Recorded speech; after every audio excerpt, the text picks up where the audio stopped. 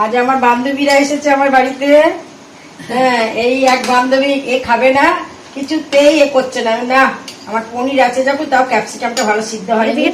হ্যাঁ, ক্যাপসিকামটা ভালো সিদ্ধ হয়নি। মেয়ে তাড়াতাড়ি করে জেঠি কাকিমার জন্য একটু পনির করে দিল। তুমি ভাবো তোমার বন্ধু, তুমি জানোই না যে চিকেন খায় না। না তো, হ্যাঁ সে তো ঠিক কথা। আমার পাশেই বসেই তো আমরা পিকনিকে খেলাম। আমিও তো দেখিনি যে তোমাকে ইয়ে করতে। চল না, এরকম মাংস হয়নি।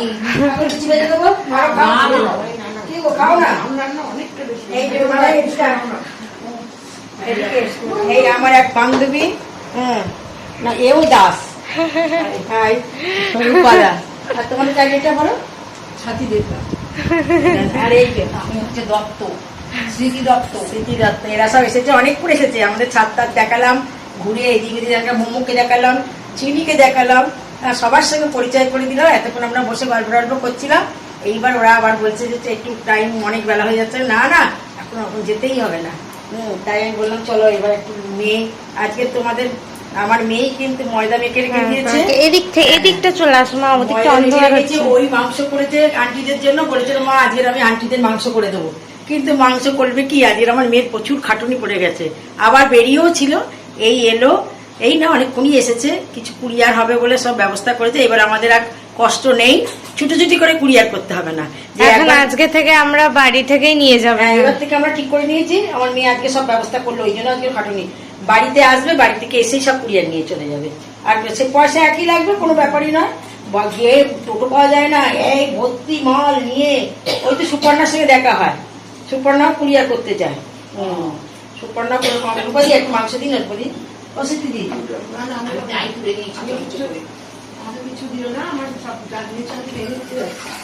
আমি আরো লুচি ভাজবো বলে রেডি করে। এখানে আমাদের পনির হয়েছে, যেখানে চিকেন হয়েছে, লুচি হয়েছিল। দারুণ গন্ধ বেরোচ্ছে। আমি তো সন্ধ্যেবেলা খাবি তো, মনে হচ্ছে এখনই খেয়ে নি, দাঁড়া সিদ্ধ হয়নি, সিদ্ধ হয়নি কাঁচা সবে, মানে কষুরি মেথি টেথি কষতে করতে যাক একটা খবর আমি জানি না।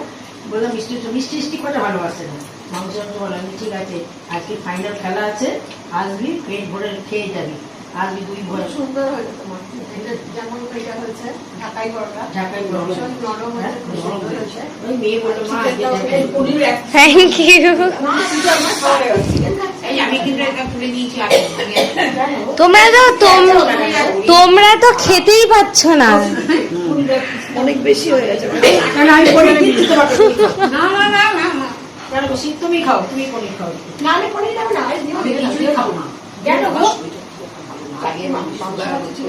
রূপাদির আজকে ছিল কি ছিল? কালীতলাইতে রক্তদান শিবির ছিল। ও তুমি বলো যে একটু তোমার বন্ধুদেরকে সবাইকে বলো যে রূপাদির ব্যাপারে, যে কি সুন্দর একা একা ঘুরতে যায়, একা একা দুনিয়া ঘুরে বেড়ায়। শুধু এখানে নয়, এই তো কোথা থেকে ঘুরে এলে বলো, ওই যে সেই কোথায় কামাখ্যানা, কোথায় আসাম, গঙ্গাসাগর বাইক নিয়ে গেছিল। এই তো এইবারে বাইক নিয়ে চলে যাচ্ছে, স্কুটি নিয়ে চলে যায়। আর ওই যে তুমি কোথায় গেলে না, কৈলাস গেল, তারপরে সেই যে মাইমারা গেল, যেখানে কোথায় কোন জায়গাটা আমার মা মনে রাখতে পারছে না। যাই হোক, ওই অনেক জায়গা ঘুরেছে। এবারে রাঁচি না, যেখানে গিয়ে তুমি আগে থেকে বুক করে গেছিলে সবাই চান করা, হ্যাঁ চান টান করলে, সেখানে কুম্ভ মেলায় খুব ভালো জায়গা।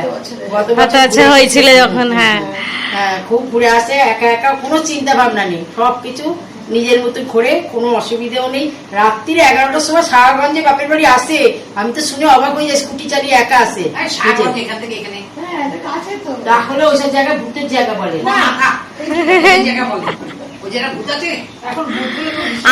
আমার মায়ের সব জায়গায় ভূতের জায়গা, আমার মা ওইসব পারবে না। 7টা বাজলে গেটের বাইরে যাই না একা, হ্যাঁ ভয় লাগে। একা একা বিয়ের পর থেকে কোনো শাশুড়ি বেরোতে দেয়নি তো, যা করতাম। তুমি হচ্ছে থেকে থেকে এরম হয়ে গেছে। না না, আমরা যা করতাম 4 মিলে করতাম, তারপরে আস্তে আস্তে একজন একজন করে চলে গেল। আমাদের ওই দিকটা আবার রাত 12টায় একা একা আসতে পারে। কোথায় তোমার? ফুলপুকুরে, হ্যাঁ হ্যাঁ ওখানে।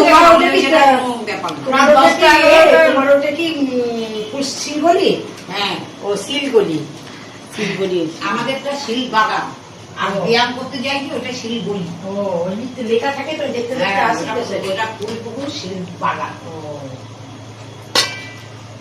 আর তোমার বাচ্চা কাচ্চা কখন আসবে খেতে? না আমার বাচ্চাটা আমার ছেলে আসতে কোনো অসুবিধা নেই, রাত্রিবেলা 11টা